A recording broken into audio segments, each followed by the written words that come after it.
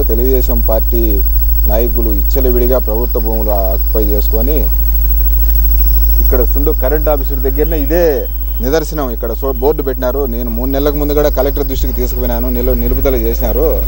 నిలుపుదల చేసిన వాళ్ళకి కూడా కళ్ళు మూసి మాసిడికాయ చేసి ఇక్కడ నాయకులు ప్రోద్బలంతో, అంగబలంతో, డబ్బు బలంతో ప్రభుత్వ కార్యాలయమే ఓపెన్ అయ్యేదానికి సిద్ధంగా తయారు చేసి పెట్టిండారు.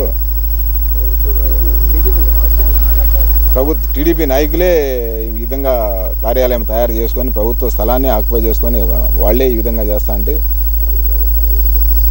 ఇంకా ఇక్కడ సామాన్య ప్రజలకు అనేది రక్షణ ఉంటూ ఇక్కడ సుండుపల్లె పంచాయతీలో ఎక్కడ ఈ సుండుపల్లె గ్రామంలో ఎక్కడ ఏమీ లేవు.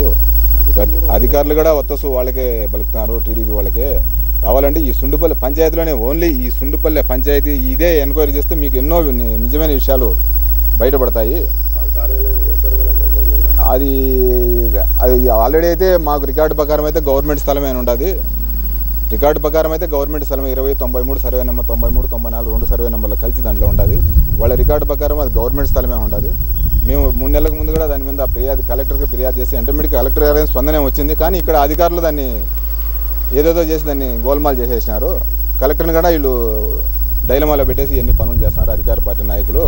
కాబట్టి వెంటనే ఇంకన్నా దీని మీద చర్య తీసుకొని నిలుపుదల చేస్తారని మేము ఆశిస్తున్నాము. సుండుపల్లె పంచాయతీలో గవర్నమెంట్ స్థలాలు ఈ ఎంఆర్ఓ మొత్తం హోల్సేల్గా అమ్మేస్తున్నాడు. ఒక 3 నెలల క్రితం కలెక్టర్ గారికి ఫిర్యాదు చేయడం కూడా జరిగింది. దాని మీద ఆర్డీఓ గారు వచ్చి ఈ కరెంట్ ఆఫీస్ దగ్గర ఒక స్థలాన్ని నిలుపుదల చేయడం కూడా జరిగింది. అతను పోయిన ఎంటమిడికి మళ్ళీ రేయికి పనులు చేస్తా అధికార పార్టీ నాయకులు ఆధ్వర్యంలో ఈరోజు అధికార పార్టీ కార్యాలయం ఒకటి తయారైపోయింది ఇక్కడ గవర్నమెంట్ స్థలంలో. ఏ అధికారి కూడా దీని మీద స్పందించలేదు. ఆర్డీఓ గారు వచ్చి స్వయంగా స్టేట్మెంట్ ఇచ్చినాడు.